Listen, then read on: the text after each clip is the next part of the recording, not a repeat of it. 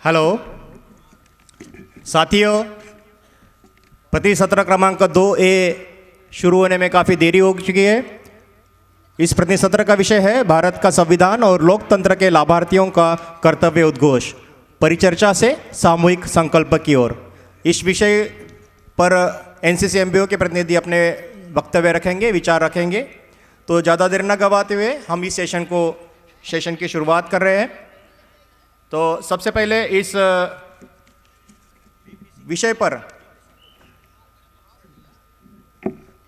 पर प्रस्तावना रखने के लिए मैं मूल निवासी हिम्मत वैद्य जी, जो राष्ट्रीय महासचिव है मूल निवासी सभ्यता संघ के, उनको आमंत्रित करता हूं कि वो इस विषय के बारे में प्रास्ताविक रखेंगे आप सभी के सामने। मूल निवासी हिम्मत वैद्य जी।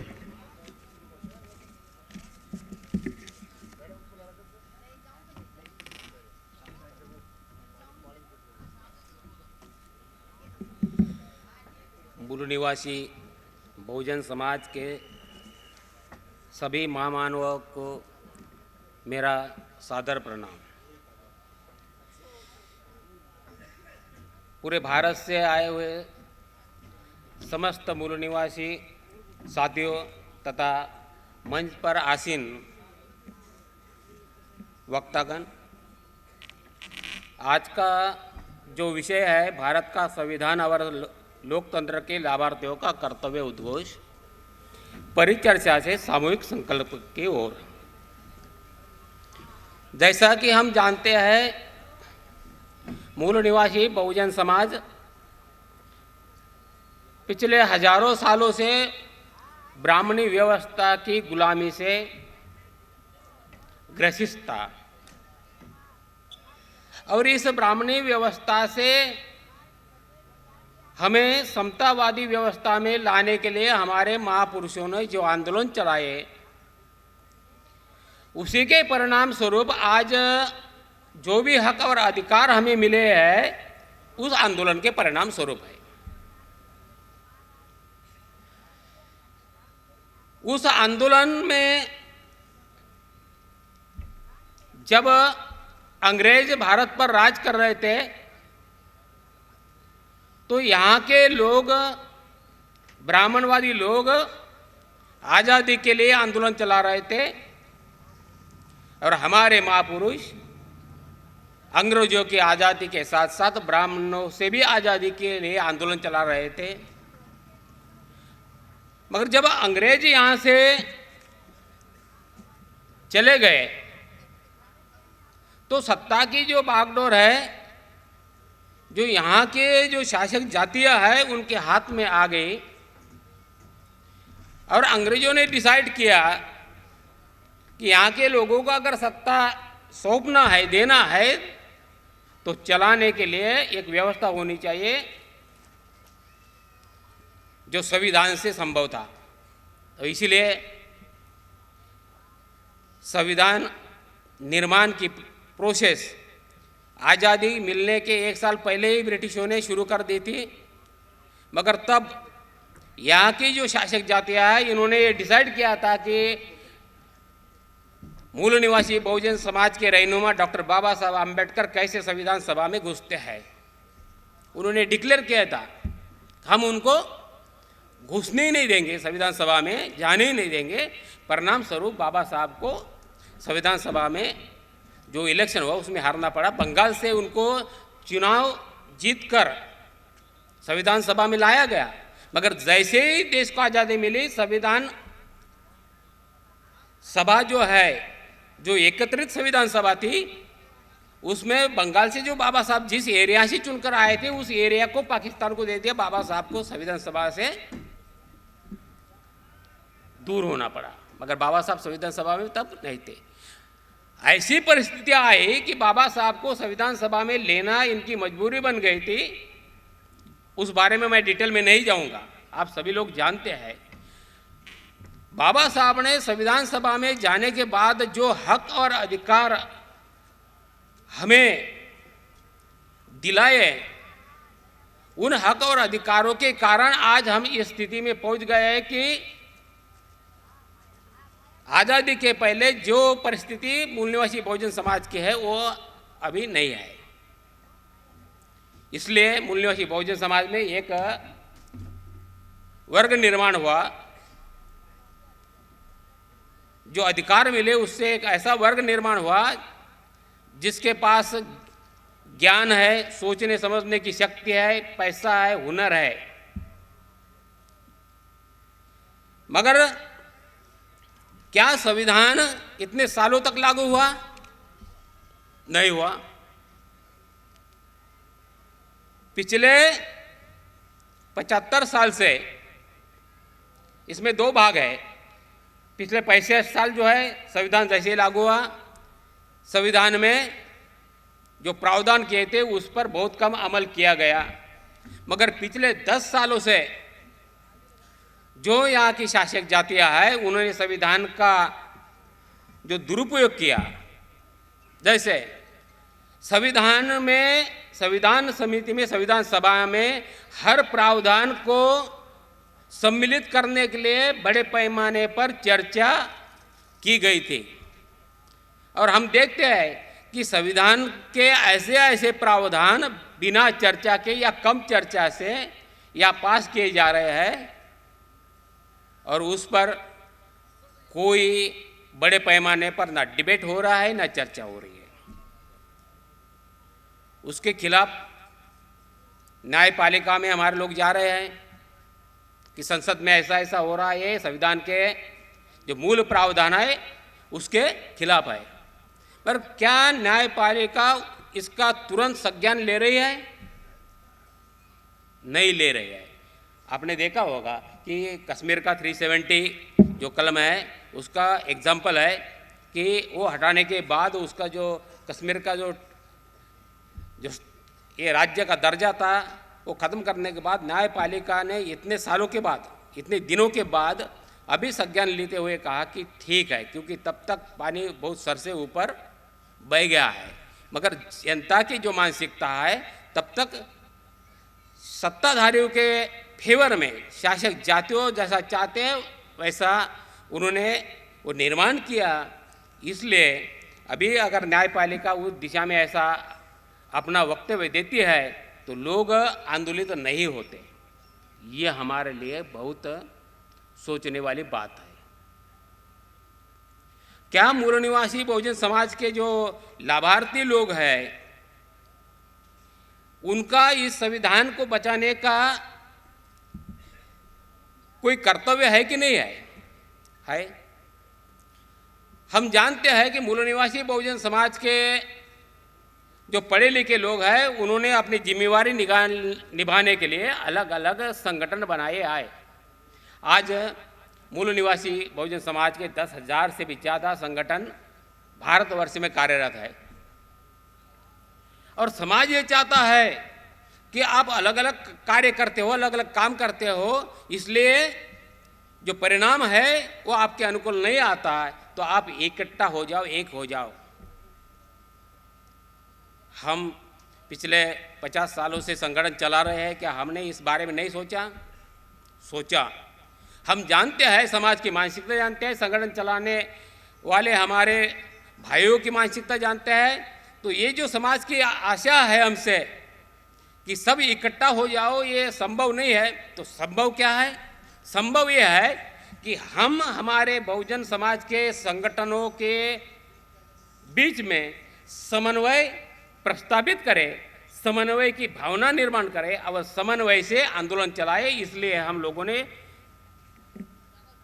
पिछले 2-3 सालों से मूल निवासी बहुजन समाज के संगठनों के बीच समन्वय निर्माण किया और राष्ट्रीय स्तर पर समन्वय कमेटी का गठन किया, जिसको हम कहते हैं मूल निवासी बहुजन संगठनों की राष्ट्रीय समन्वय समिति।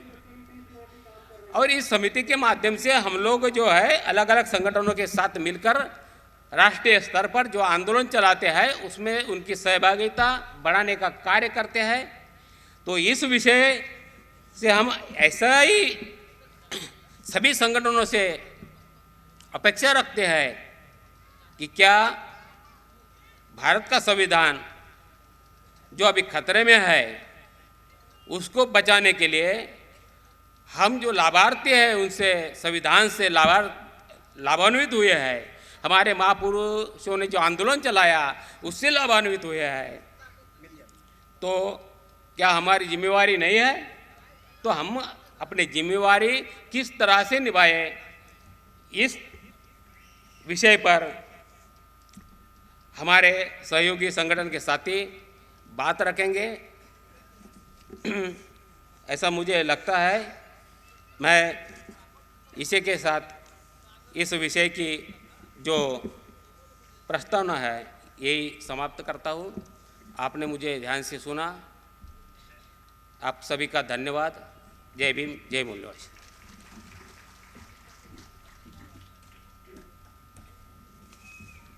धन्यवाद हिम्मत वैद्य सर। ये जो प्रतिनिधि सत्र है उसका विषय फिर एक बार दोहरा रहा हूं, भारत का संविधान और लोकतंत्र के लाभार्थियों का कर्तव्य उद्घोष, परिचर्चा से सामूहिक संकल्प की ओर। इस विषय पर अपनी बात रखने के लिए मैं सबसे पहले आमंत्रित करता हूं BP Singh ji, all India ordnance factory backward classes paramilitary force के जनरल सेक्रेटरी हैं, मूल निवासी बीपी सिंह जी।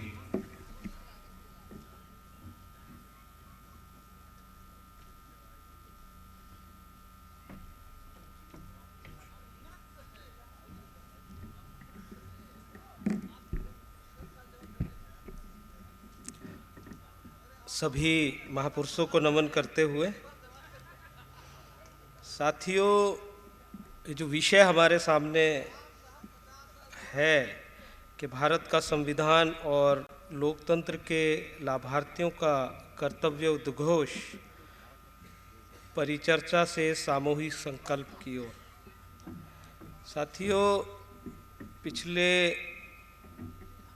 2018 से हमारे मातृ संगठन ने जो ये BS4 महाजनजागरण अभियान के तहत बहुत सारी ऐसी नीतियाँ और ऐसी रणनीतियाँ तैयार की हैं जिसके माध्यम से हम पूरे देश के जो मूल निवासी बहुजन ऑर्गेनाइजेशंस हैं उनको इस अभियान के साथ साथ फूले अम्बेडकरी विचारधारा और इस आंदोलन को मंजिल मकसूद तक पहुंचाने में अपनी एक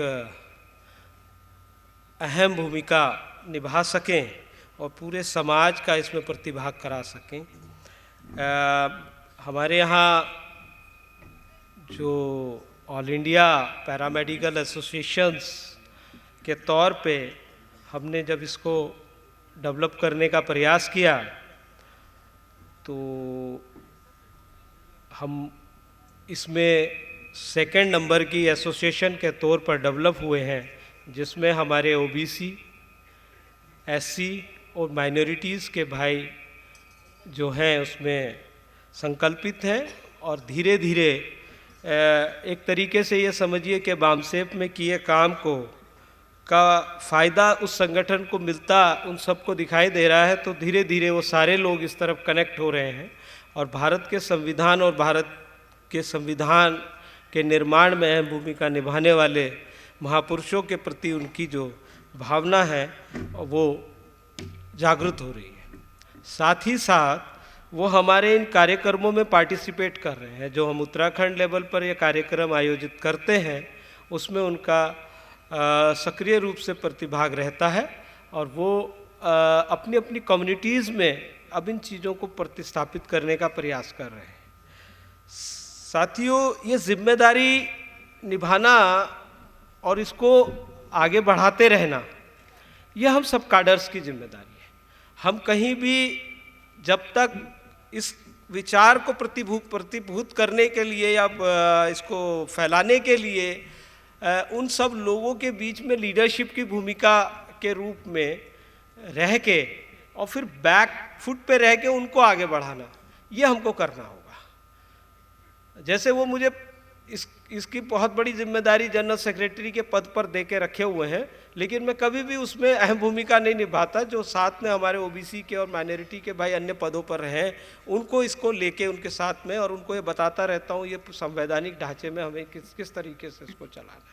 साथियों 2 साल से हमने इसके ऊपर काम किया है और इसका एक बहुत बड़ा परिणाम ये है कि अभी हमने जब 6 दिसंबर को और 26 नवंबर को कार्यक्रम हम अपने डिपार्टमेंट में एसोसिएशन के तौर पर मनाने में सफल रहे।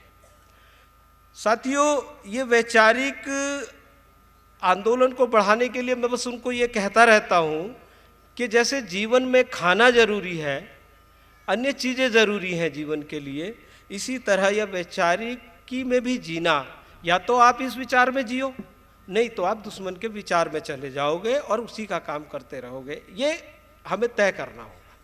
और इस तरीके से कई सारी चीज़ों के ऊपर हम आपस में बैठ के डिबेट एंड डिस्कशन करते रहते हैं और कई कम्युनिटीज़ के अंदर जाने का प्रयास कर रहे हैं उनके माध्यम से, और चाह रहे हैं कि जो उनके गांव, बस्ती, मोहल्लों के संगठन हैं उनके एरियाज़ में, उनके साथ भी हम ये सारा अपना जो मूल निवासी बहुजन आंदोलन का जो प्रारूप है उसको डिस्कस करें, उसमें इनका प्रतिभाग करें और इस आंदोलन को मंजिल मकसूद तक पहुँचाएं। Thank you. जय भीम, जय मूल निवासी, जय भारत, जय संविधान। बहुत बहुत धन्यवाद BL पांचे सर। विषय फिर एक बार दोहरा रहा हूँ, भारत का संविधान और लोकतंत्र के लाभार्थियों का कर्तव्य उद्घोष, परिचर्चा से सामूहिक संकल्प की ओर।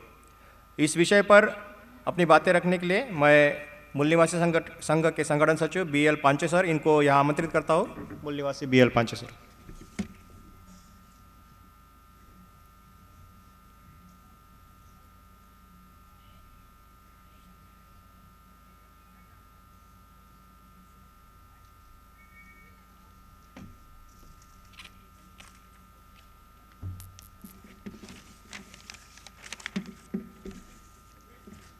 धन्यवाद सर।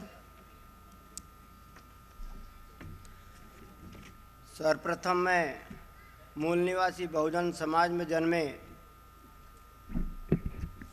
सभी महापुरुषों को नमन करते हुए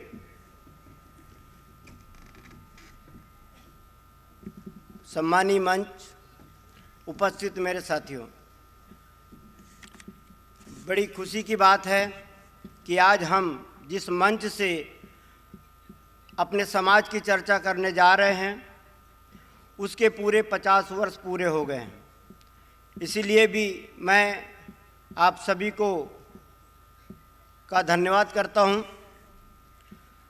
और यह 40वें राष्ट्रीय अधिवेशन बामसेप में पधारे हुए सभी भाइयों बहनों से निवेदन करता हूं कि ये जो आज प्रतिनिधि सत्र का विषय हमारे लिए बहुत महत्वपूर्ण है। यदि इसकी गंभीरता को यदि समझते हैं तो निश्चित रूप से ये जो विषय रखा गया है उसकी लक्ष्य की प्राप्ति होगी। साथियों, हम देखते हैं कि भारत देश को स्वतंत्र हुए और भारतीय संविधान को लागू हुए पूरे 75 साल हो चुके हैं।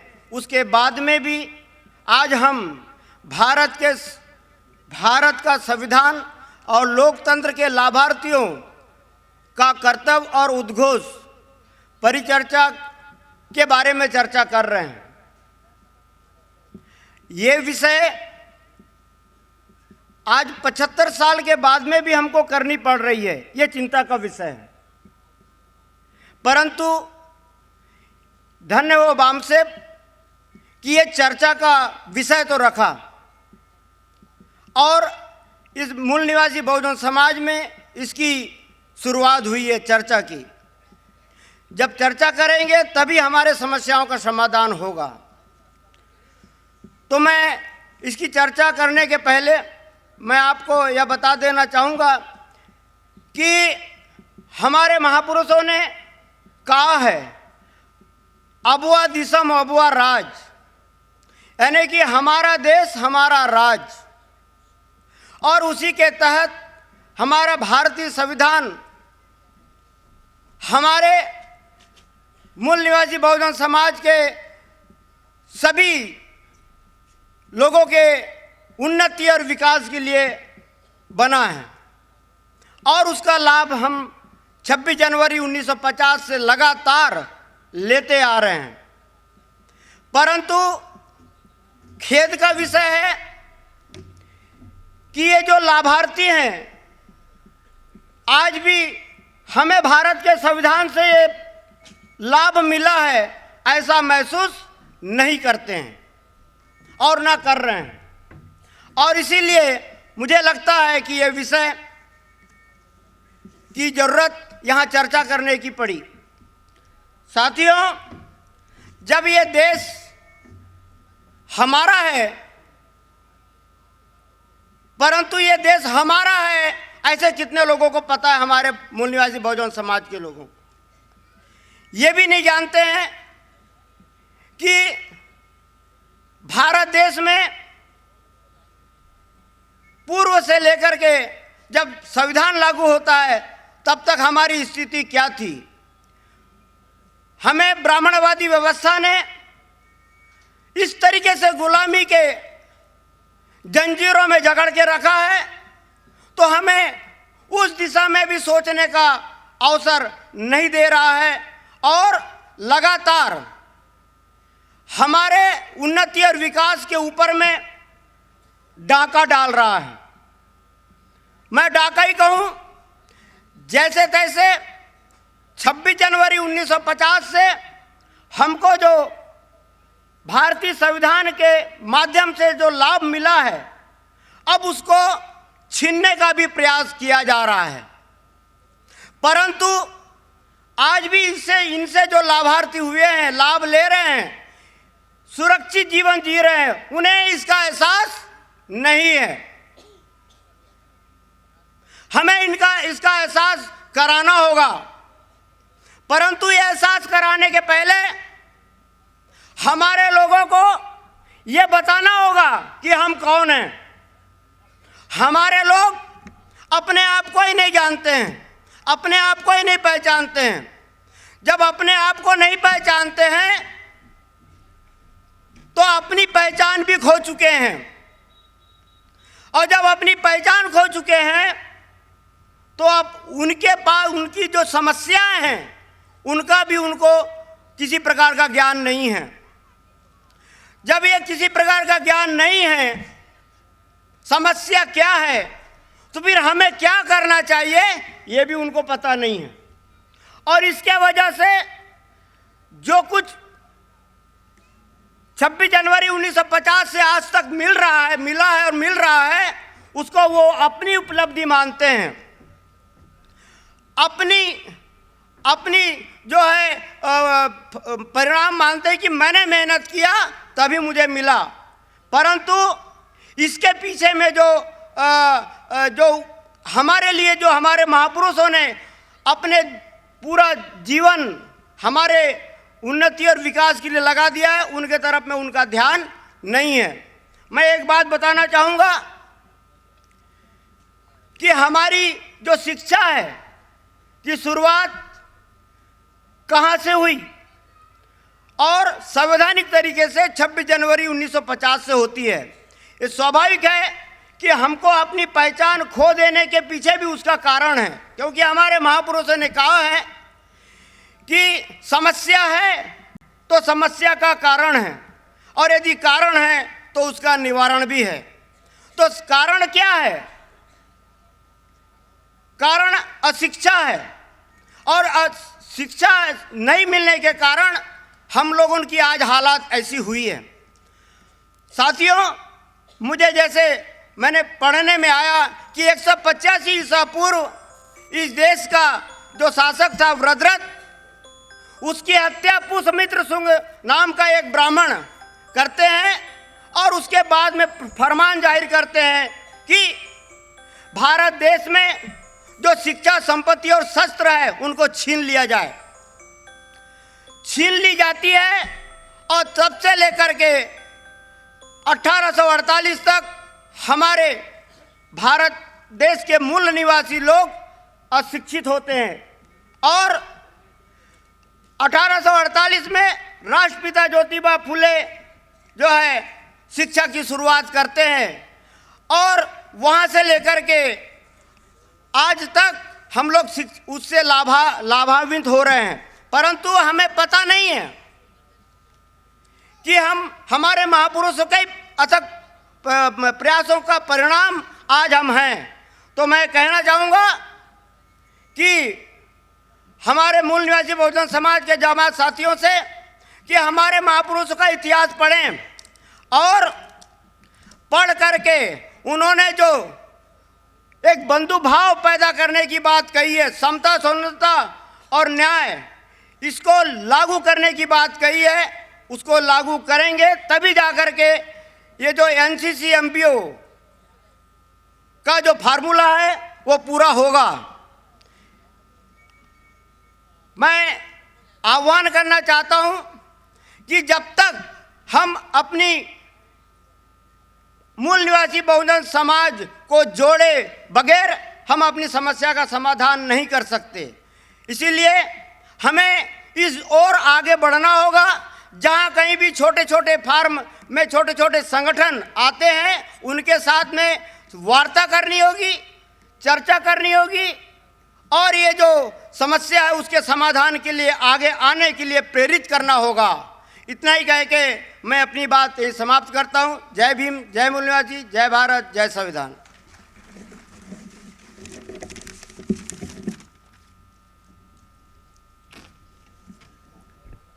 धन्यवाद पांचे सर।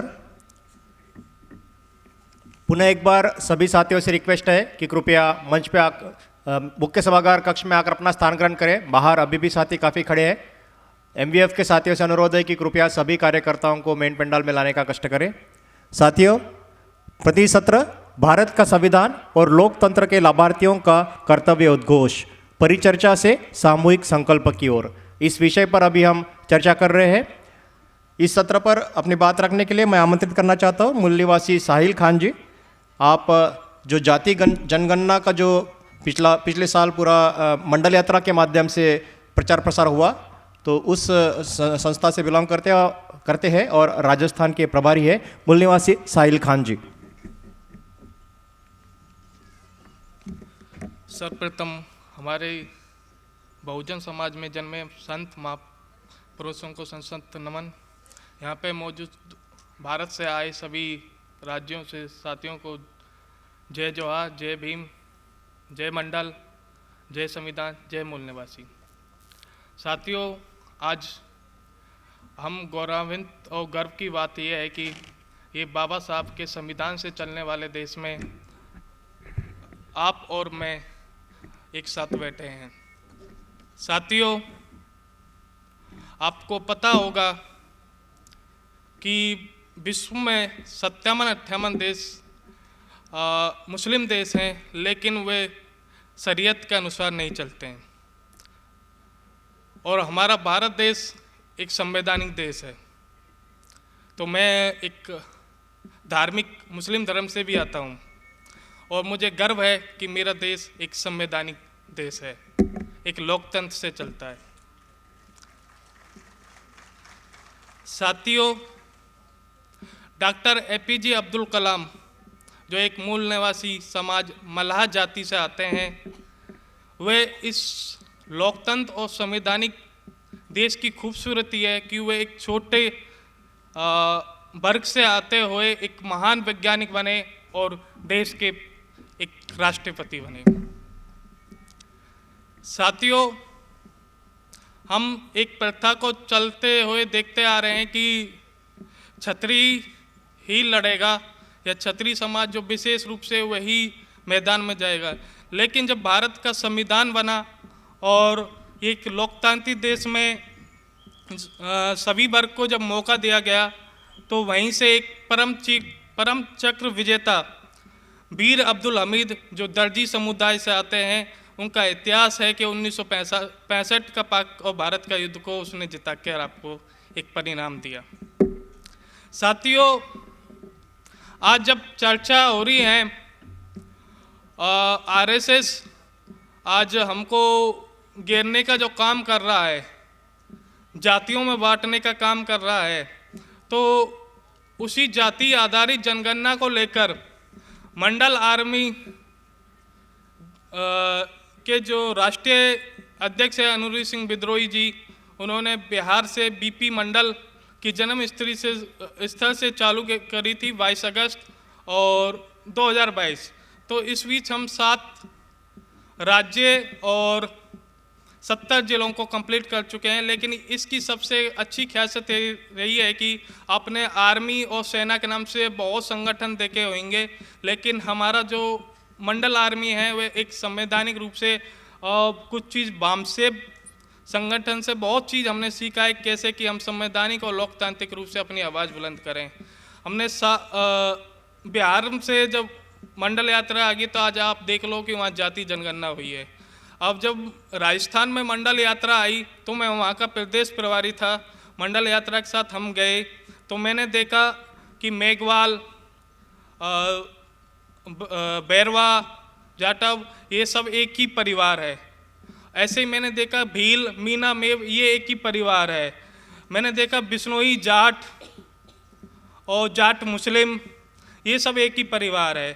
फिर मैंने एक चीज़ देखी कि देखो ये तो एक खून के कबीले ही निकल गए, लेकिन सबका खेती किसानी और काश्त का छोटे छोटे मजदूर वर्ग से हैं, सभी का एक ही काम है, एक ही ये है कि हम यहाँ के मूल निवासी हैं। तो आज हम क्यों बट रहे हैं? तो ज़रूरी है कि अगर जाति जनगणना होगी तो जितनी जाति के आंकड़े हैं वे कम होते जाएंगे, हम एक कबीले में आएंगे, फिर एक मूल निवासी परिवार आएगा और हम विदेशियों को आसानी से भगाने में काम करेंगे।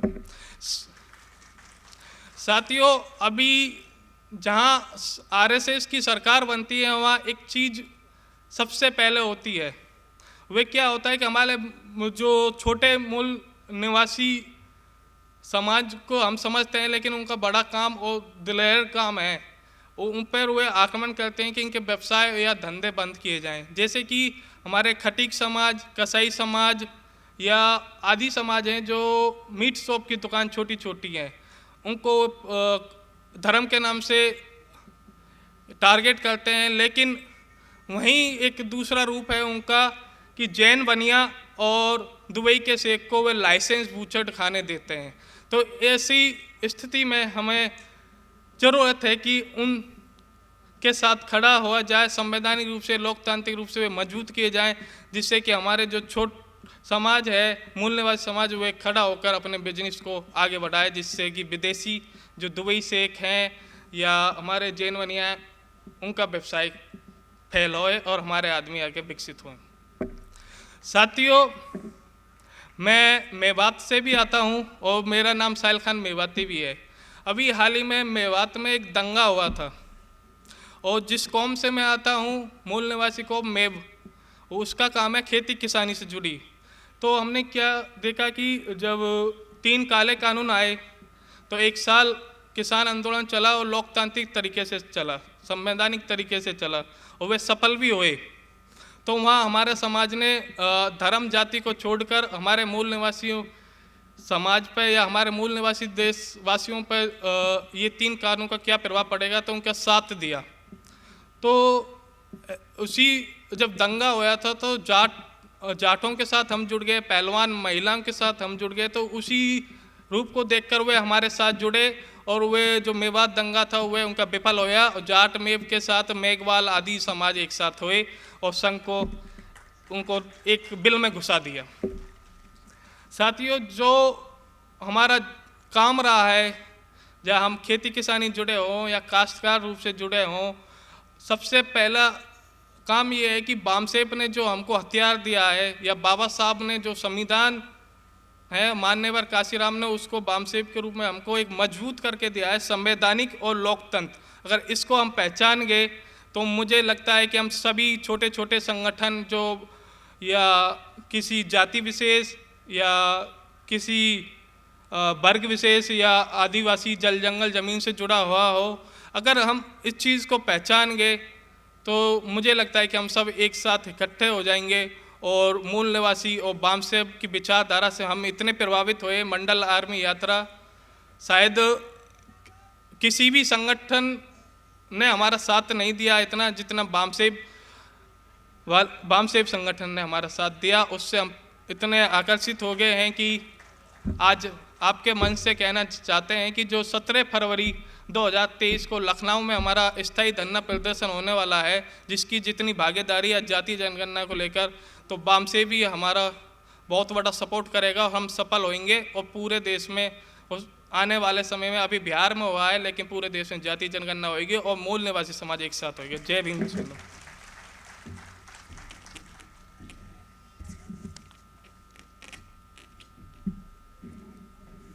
धन्यवाद साहिल खान जी। साहिल खान जी के बातों से एक बात याद आई कि बामसेफ जो संगठन है 1990 में जब मंडल कमीशन आयोग का लागू होने के लिए जो पहल की गई थी, बामसेफ एक एकमात्र संगठन था जिन्होंने 33 साल पहले, आज से 33 ईयर्स पहले 10,000 संगोष्ठियों का आयोजन किया था पूरे भारत भर में। और जो मंडल आयोग की बुक थी, उस बुक को भी पब्लिश करके घर घर तक पहुंचाने का कार्य जो किया था, निश्चित तौर पर आज अगर उस पहल को हम दोहराते या सोचते हैं तो निश्चित तौर पर 33 साल पहले किए गए कार्य का आज जो उसका रूपांतरण देखते हैं, आउटपुट देखते हैं, तो निश्चित तौर पर वह कार्य जो था, जो 33 साल पहले बामसेफ ने ऑर्गेनाइज किया था, वो सराहनीय था। साथियों, इसके बाद भारत का संविधान और लोकतंत्र के लाभार्थियों का कर्तव्य उद्घोष परिचर्चा से सामूहिक संकल्प की ओर, हमें सामूहिक संकल्प की ओर बढ़ना है। इस विषय पर अपनी बात रखने के लिए मैं राकेश कुमार टमटा जी, संगठन सचिव उत्तराखंड SC/ST शिक्षक एसोसिएशन को आमंत्रित करता हूँ। राकेश कुमार टमटा जी।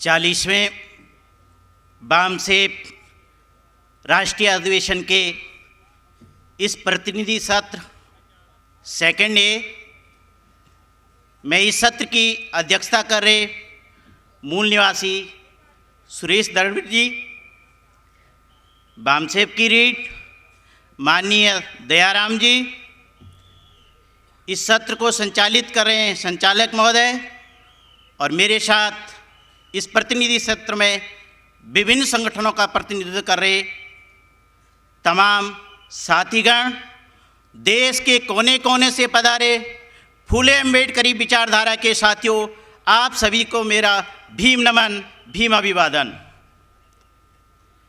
मैं राकेश कुमार टमटा, अनुसूचित जाति जनजाति शिक्षक एसोसिएशन उत्तराखंड के प्रतिनिधि के तौर पर यहाँ पे खड़ा हूँ और SC/ST टीचर एसोसिएशन की बात आप सबके सामने रखना चाहता हूँ।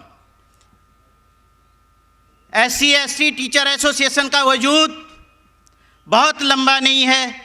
सन 2012 में जब रिजर्वेशन इन प्रमोशन की लड़ाई उत्तराखंड सरकार ने जो है पूरी तरह SC/ST के जो है शिक्षकों और उनके जो है ख़त्म कर दी, तो हमारे सारे शिक्षक एसोसिएशनों ने, जिन भी राजकीय संगठनों में थे, उन्होंने इस बात का प्रतिकार किया कि आप जो राजकीय संगठन हैं, उन्होंने बिना किसी हमसे सलाह मशूरा किए हमारे प्रतिनिधित्व को सरकार के द्वारा समापन के लिए अपनी जो है उनका अपना जो है उनको समर्थन दे दिया। तो तुरंत हमारे SC/ST शिक्षक एसोसिएशन के साथियों ने अपना SC/ST टीचर एसोसिएशन का अलग जो है एक संगठन बनाया, जो SC/ST जो राजकीय माइनॉरिटी और जो इसमें से अशासकीय विद्यालय हैं, प्राथमिक से लेकर माध्यमिक तक के संगठनों का एक प्रतिनिधित्व बनाया, क्योंकि SC/ST के शिक्षकों की जो है समस्याएं अलग प्रकार की है। आप हमारे रिजर्वेशन को ख़त्म करना चाहते हैं, आप हमारे रोस्टर को पूरी तरह लागू नहीं करते हैं, तो हमने तुरंत उत्तराखंड सरकार का प्रतिकार किया और 2012 में एक विशाल क्रांति जो है पूरे प्रदेश पर लगाई, जिसमें हमने सड़कों से लेकर सारे कार्यालयों तक सरकार को चेताने का काम करा। शिक्षक एसोसिएशन हर स्तर पर अपना काम कर रहा है और शिक्षक एसोसिएशन, आप समझ सकते हैं कि ये संगठन क्यों इसलिए महत्वपूर्ण है। किसी भी चीज़ के लिए शिक्षा सबसे बड़ा हथियार है और शिक्षक वो रीढ़ है जो विद्यालयों से, पाठशालाओं से विद्यार्थियों को तैयार करती है, जो देश के नागरिक की दशा और दिशा को जो नागरिक तय करते हैं उनको बनाने का काम करती है। तो शिक्षक एसोसिएशन की भूमिका बहुत महत्वपूर्ण हो जाती है। अब बात करता हूँ मैं उत्तराखंड प्रदेश के शिक्षक एसोसिएशन, लेकिन मैं सुदूर सीमांत क्षेत्र जनपद चमोली से जो है प्रतिनिधियों, और जनपद चमोली को भी इस मायने में बहुत बड़ा योगदान है। बाम से वो आइडियोलॉजिकल विचार है जो शिक्षक एसोसिएशन तो चलाते हैं, लेकिन शिक्षक एसोसिएशन के प्रतिनिधियों को स्कूलिंग जो करती है वो बाम सेप करती है। बाम सेप इस मायने में बहुत बड़ा काम करती है। मैं समझ सकता हूं, नागपुर से एक प्रतिनिधि जो है माननीय बोरकर जी 2014 में चमोली जाते हैं और वहां पे कैडर लेती है, बहुत बड़ी बात है। माननीय दयाराम जी लगातार शिक्षक एसोसिएशन के कैडर बाम सेप के कैडर लेते हैं, जिसमें हमारे शिक्षक एसोसिएशन के प्रतिनिधि बढ़ चढ़ कर प्रति लेते हैं। और वर्तमान समय में ये इस प्रतिनिधि सत्र का जो सत्र है, मैं आपको बताना चाहता हूं, राष्ट्रीय स्तर पर, प्रदेश लेवल पर शिक्षक एसोसिएशन के जो हमारे सदस्य हैं वो इस समय बाम सेप में प्रतिनिधित्व कर रहे हैं और बाम सेप में जो है पूरी तरह अपनी जो है प्रतिनिधित्व कर रहे हैं और अपनी जो है भूमिका निभा रहे हैं।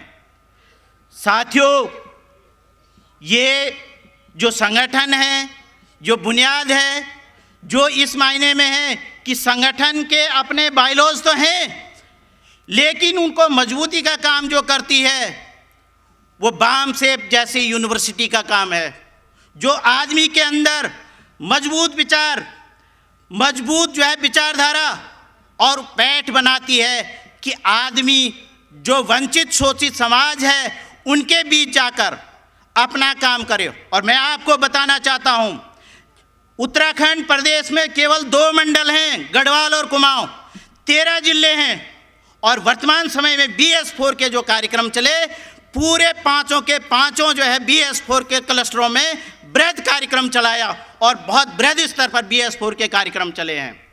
बाम सेप की आइडियोलॉजी से प्रभावित होकर हम लोगों ने जो काम किया है और जो काम कर रहे हैं, ये इस बात का सबूत है कि शिक्षक एसोसिएशन की आज के दौर में पूरा 13 जिलों में जो है अपनी कार्यकारिणी बनाया है और 95 ब्लॉकों में तक पहुंच बनाए हुए हैं। तो ये एक मजबूत संगठन है जो लगातार बाम सेप के साथ कोऑर्डिनेशन के साथ काम करता है और आगे भी करता रहेगा। मैं इस मंच का भी बहुत बड़ा जो है धन्यवाद करता हूं कि देश के कोने कोने से संगठनों के प्रतिनिधि को इस सत्र में जो है बुलाया है, ये हमारे लिए बहुत फख्र की बात है। और बाम सेप वो विचार है, वो परिवर्तन की धारा है जो आपको महाराष्ट्र से लेकर जम्मू कश्मीर पहुंचा सकती है, जम्मू कश्मीर के आदमी को महाराष्ट्र पहुंचा सकती है, कर्नाटका का आदमी जो है गुजरात जा सकता है, कर्नाटका का आदमी जो है पश्चिम बंगाल जा सकता है। ये देश को जोड़ने का और विचारधारा को मजबूत करने का एक कार्यक्रम है। मैं आप लोगों को ये बताना चाहता हूँ, उत्तराखंड के अंदर तमाम संगठन पूरी तरीके से काम कर रहे हैं SC/ST के और बहुत अच्छे कोऑर्डिनेशन के साथ काम कर रहे हैं। बाम सेप की सबसे बड़ी भूमिका है संगठनों को कोऑर्डिनेट करने में। अभी हमारे राज्य स्तर पर भी जो राज्य में जो है ये कोऑर्डिनेशन कमेटी की NCC MBO की कमेटी हुई थी, उसमें हमारे उत्तराखंड के पूरे करीब 13 से 19 संगठनों ने प्रतिभाग किया और पूरी तरीके से अपने भूमिका निभाई है। आगे भी हम उम्मीद करते हैं शिक्षक एसोसिएशन पूरी शिद्दत और ताकत के साथ बाम सेप के साथ काम करेगा। और यही नहीं, बाम सेप के साथ शिक्षक एसोसिएशन के सदस्य मूल निवासी संगठन सभ्यता संघ MKKM के जो है सदस्य हैं और पूरी तरह समाज के हर वर्ग के बीच जाते हैं, क्योंकि शिक्षक एसोसिएशन ऐसा वो संगठन है जिसकी पहुंच गांव-गांव तक है। हमारे प्राथमिक विद्यालय प्रत्येक गांव तक हैं और वो प्रत्येक गांव में एक ग्राम सभा तक काम करते हैं। हमारी जो पब्लिक एक्शन कमेटियां हैं उनके साथ भी काम करता है, जो BS4 की जो है धरातलीय इकाई है।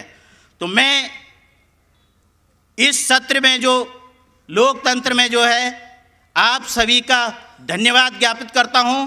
बाम सेप जैसे आइडियोलॉजी को हम जीते रहेंगे, आगे चलाते रहेंगे और जो इसकी गति है उसको और द्रुत से द्रुत बनाने के। जय भीम, जय भारत।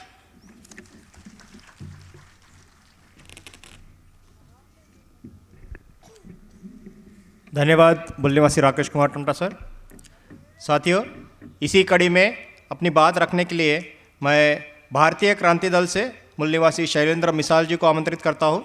वे अपनी बात भारत का संविधान और लोकतंत्र के लाभार्थियों का कर्तव्य उद्घोष परिचर्चा से सामूहिक संकल्प की ओर इस विषय पर अपनी बात रखेंगे। मूल निवासी शैलेंद्र मिसाल जी।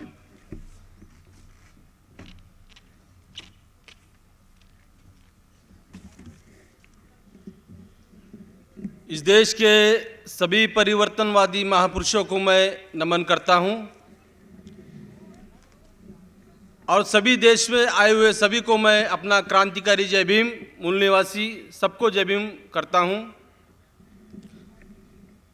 देश में जब से 8, 9, 10 साल से ये मनोवादियों की सरकार बनी है, जब से SC, ST, OBC इनके जो हक अधिकार है वो संविधान के तहत से खत्म कर दे जा रहे हैं।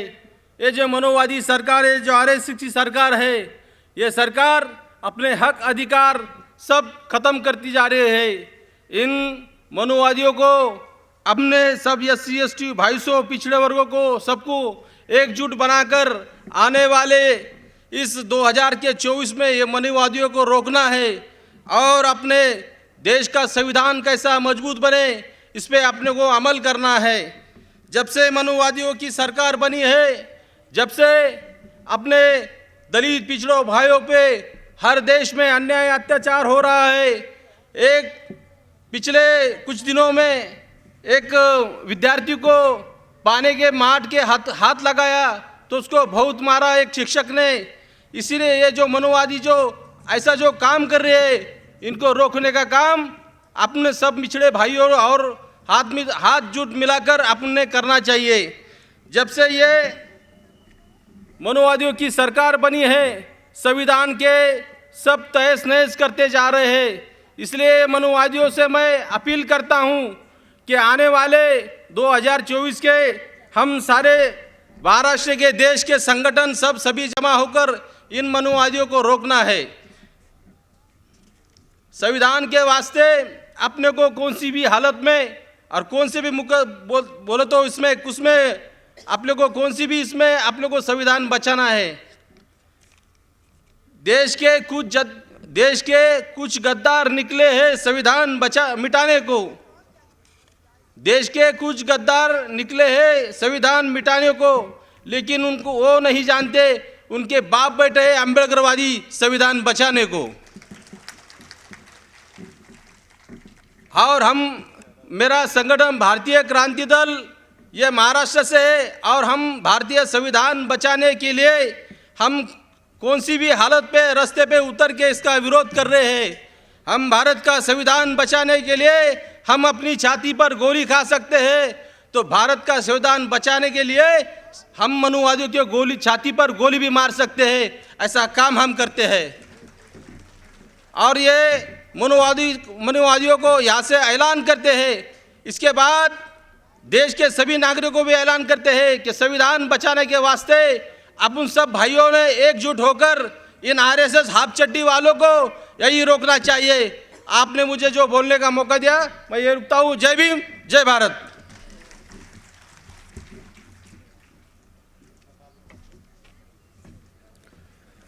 धन्यवाद शैलेंद्र जी। साथियों,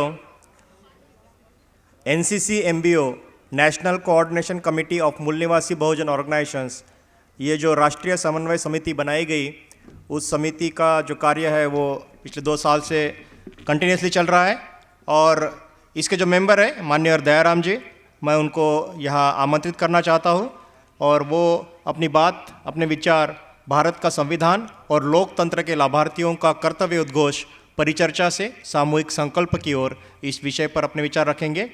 मूल निवासी दयाराम सर।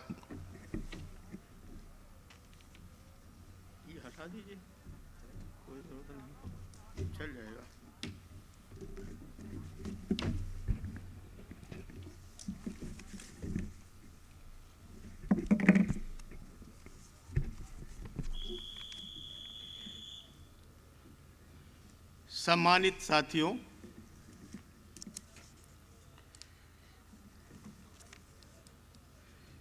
विषय है भारत का संविधान और लोकतंत्र के लाभार्थियों का कर्तव्य उद्घोष पर चर्चा से सामूहिक संकल्प की ओर।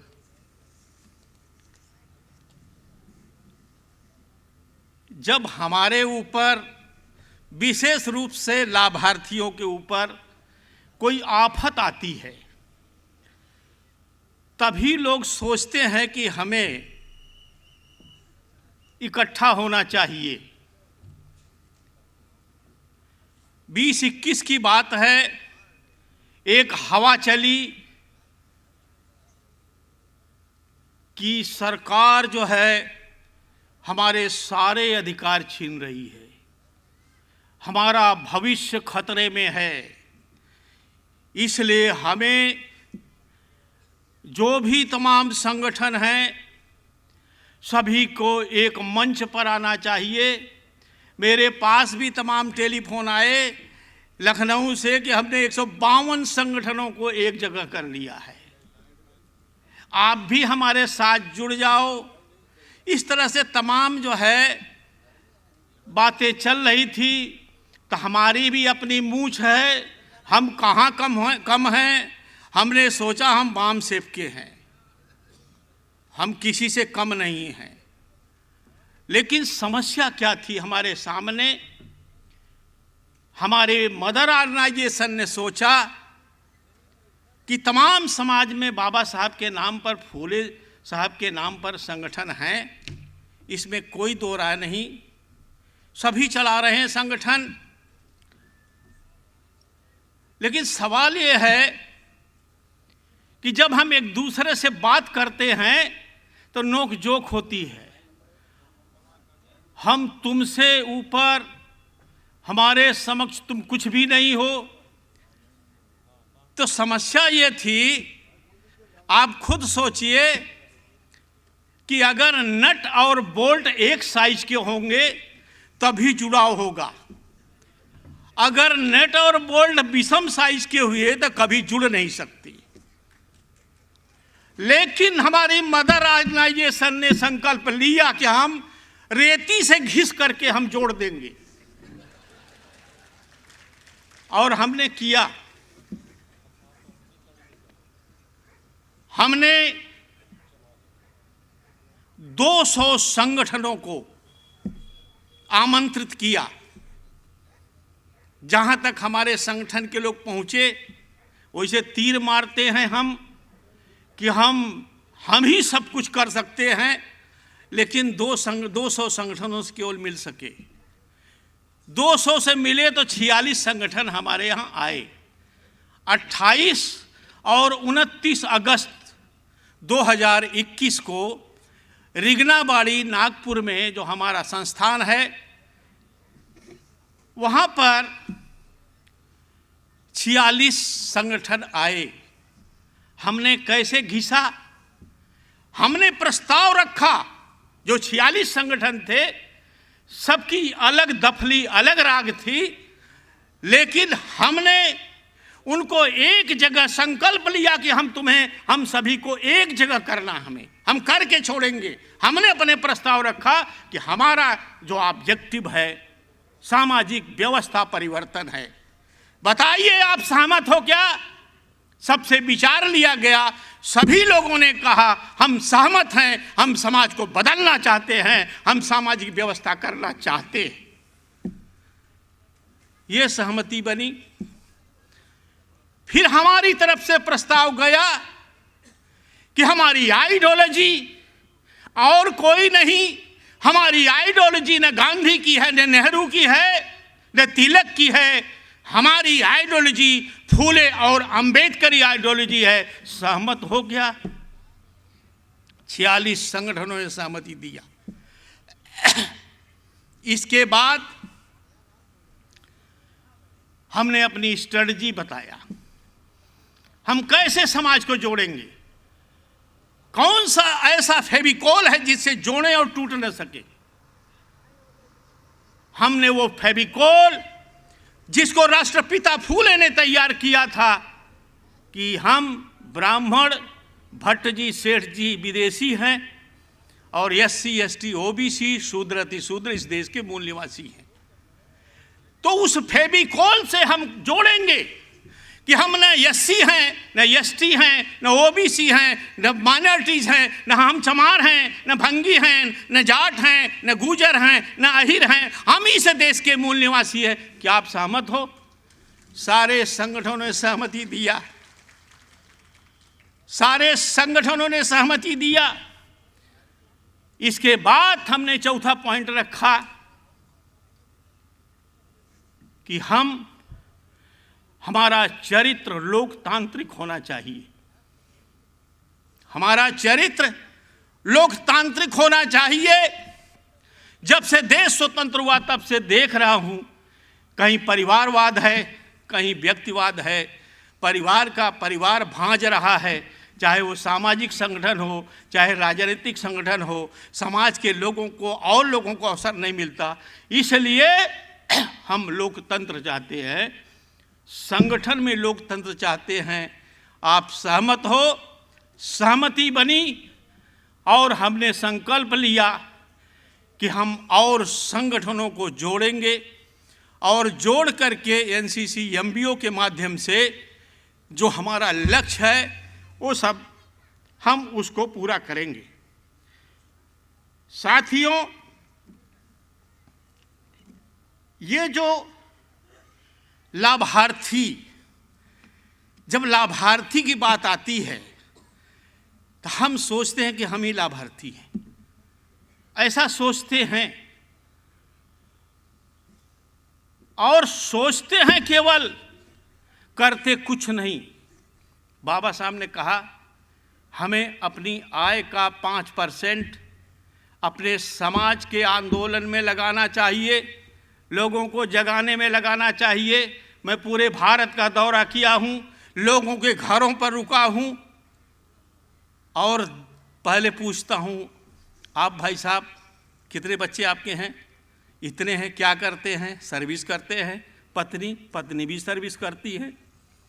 यहीं जौनपुर का मैं रहने वाला हूँ, जिस गांव का रहने वाला हूँ, एक गांव में एक परिवार, अशिक्षित परिवार, अचानक उसके यहाँ कुछ चमत्कार हो गया।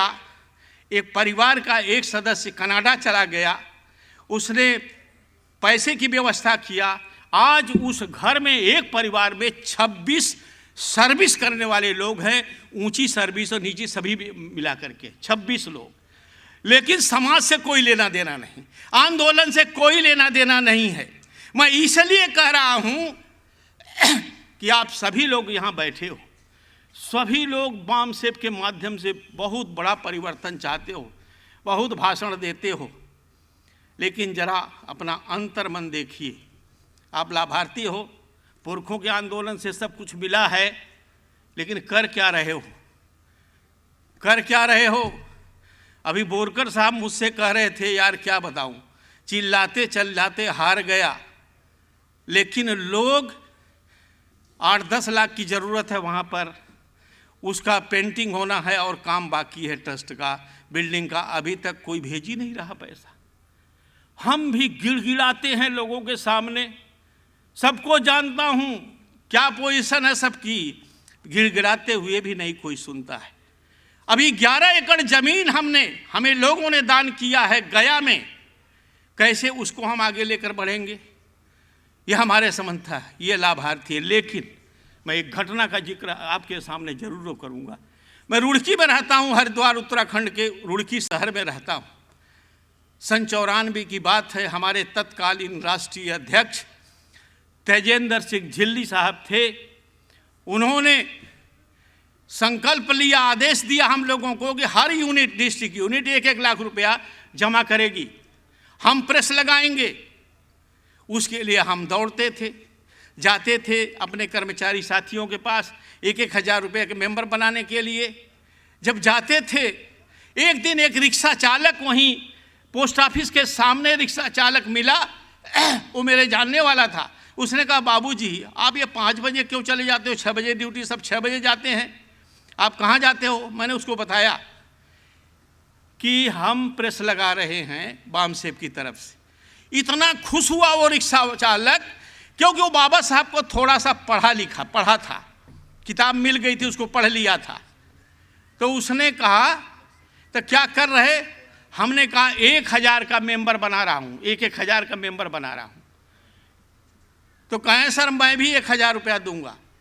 हम कहे यार तुम कैसे दोगे, तुम रोज आना कुआं खोदते हो, रोज पानी पीते हो, 10-15 रुपया तुम्हारे दिन भर की दिहाड़ी होगी, क्या दोगे?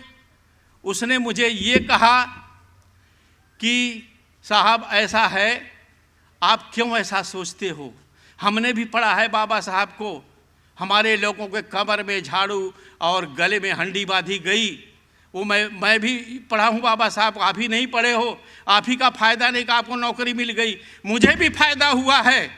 अगर बाबा साहब ने ये अधिकार संविधान के द्वारा न दे दे तो मैं रिक्शा सीना तान करके मैं सड़क पर नहीं चलाता। ये उस आदमी ने, उस रिक्शा चालक ने मुझे बताया, और मैं भी 1000 रुपया दूंगा, आप 10-10 रुपये, मैं 10-10 रुपया रोज दूंगा, एक दिन 1000 रुपया हो ही जाएगा।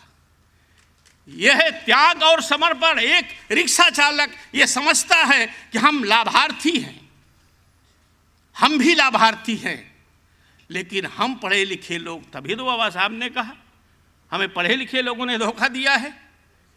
तो हम कितने धोखेबाज लोग हैं, आंदोलन चला रहे हैं, इसको हमें रियलाइज करना चाहिए, हमें संकल्प लेना चाहिए।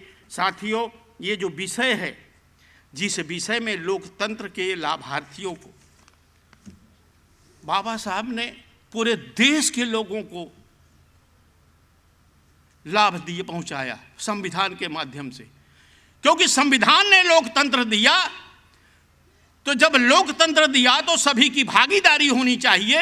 इसलिए बाबा साहब ने संविधान की प्रस्तावना में लिखा कि समस्त नागरिकों को सामाजिक, आर्थिक और राजनैतिक न्याय देंगे, समस्त नागरिकों को सामाजिक, आर्थिक, राजनैतिक न्याय देंगे। ये संविधान की प्रस्तावना में है। और ब्राह्मणों ने सोचा, नेहरू ने सोचा कि अगर समस्त नागरिकों को सामाजिक, आर्थिक, राजनीतिक न्याय दिया गया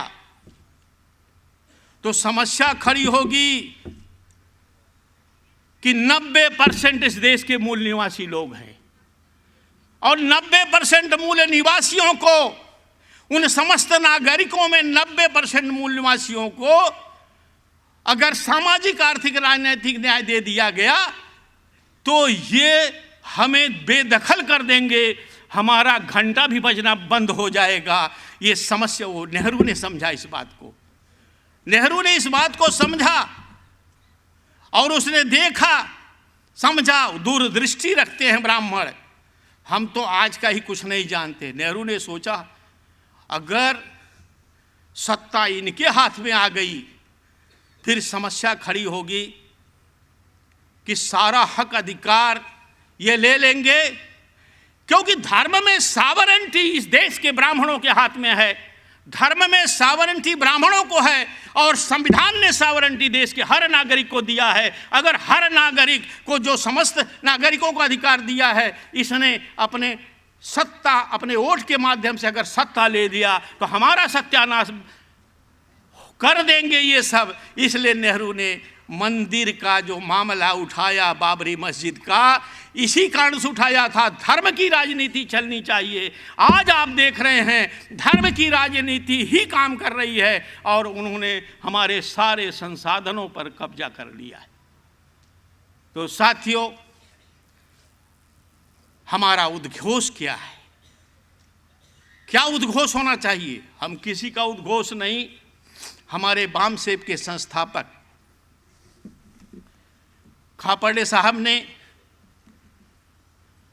संदेश दिया है, उसको आपको ध्यान से नोट करके संकल्प लेना चाहिए। Without paying price social change is a not possible. कीमत चुकाए बगैर समाज व्यवस्था परिवर्तन नहीं हो सकता। क्या कीमत आपके पास है?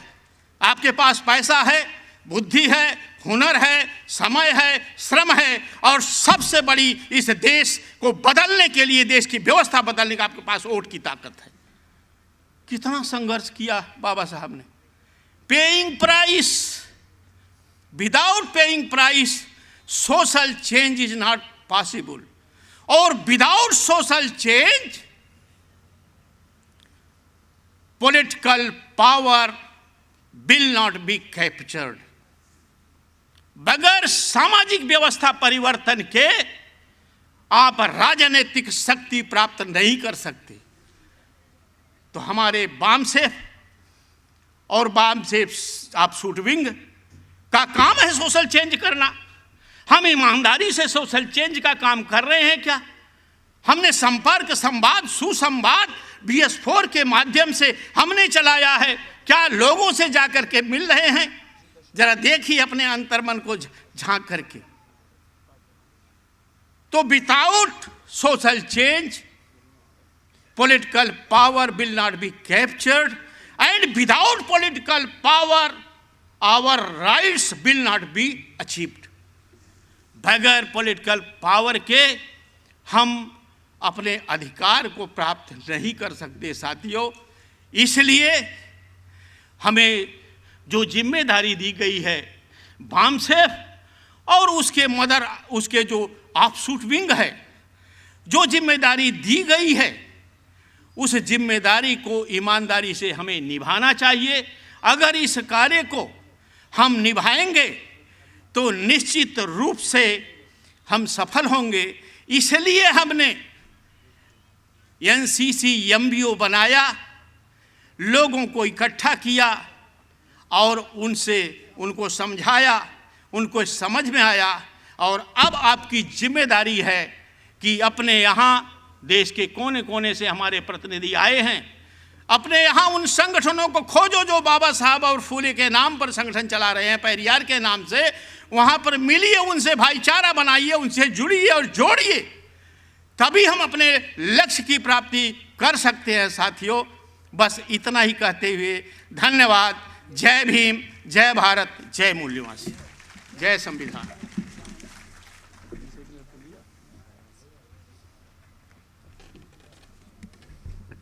बहुत बहुत धन्यवाद सर, हमें अपनी जो जिम्मेदारियां हैं उसे दोहराने के लिए। साथियों, ये जो प्रति सत्र क्रमांक 2 है, ये 2 पार्ट्स में आयोजित किया गया है। 2A अभी हो रहा है और 2B परसों होगा। तो ये 2A का जो आज सत्र हुआ है उसमें जो बातें रखी गई है उस बातों को मद्देनज़र रखते हुए मैं मूल निवासी सुरेश द्रविड़ सर इनको यहाँ आमंत्रित करता हूँ कि वो इस दिशा में आज के सत्र पर मार्गदर्शन करें।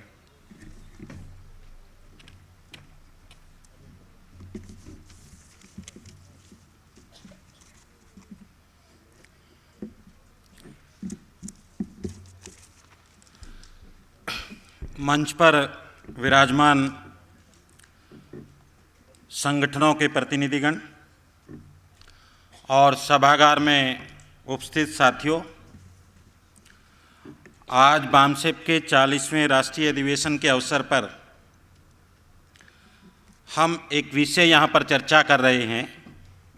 भारत का संविधान और लोकतंत्र के लाभार्थियों का कर्तव्य उद्घोष परिचर्चा से सामूहिक संकल्प की ओर।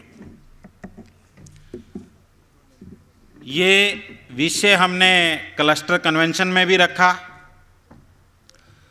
और इस विषय की हमने ज़रूरत महसूस की कि ये विषय हमारे समाज के जो संगठन हैं उनके सामने लेकर के जाना चाहिए, क्योंकि हमारे कार्यकर्ताओं ने इसको चर्चा में लाया, विश्लेषण किया, मूल्यांकन किया, तो हमने ये महसूस किया कि ये जो विषय है हमारे समाज के जो प्रतिष्ठित आदमी हैं, नेता हैं, दूसरे संगठनों में जो काम करते हैं, जो कई बार हमारे साथ बैठना भी पसंद नहीं करते या किसी दूसरे संगठन के साथ बैठना पसंद नहीं करते, कि उनसे बातचीत की जाए, उनसे संवाद किया जाए और चर्चा करके उनके सामने विषय रखा कि जो भारत का संविधान है उससे आपको क्या क्या लाभ हुआ, उससे लाभ हुआ ना आपको, उससे क्या क्या अधिकार मिले।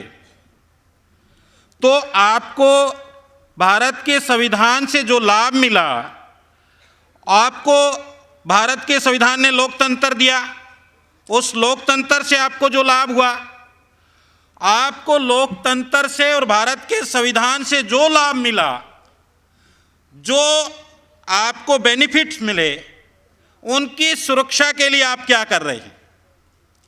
ये सवाल उनके बीच में हमने रखना जरूरी समझा और आज इस मंच के माध्यम से यही चीज़ हम उनके सामने रख रहे हैं, जो यहाँ प्रेजेंट है उनके सामने भी, जो नहीं आए उनके सामने भी, कि जो आप लोग और हम लोग जो काम कर रहे हैं, क्या हम सही दिशा में जा रहे हैं? अगर सही दिशा में नहीं जा रहे तो हमें क्या करना चाहिए? तो इसकी चर्चा करने के लिए ये कि सामूहिक संकल्प हमने संगठन की दीवारें तोड़ करके कि आओ सभी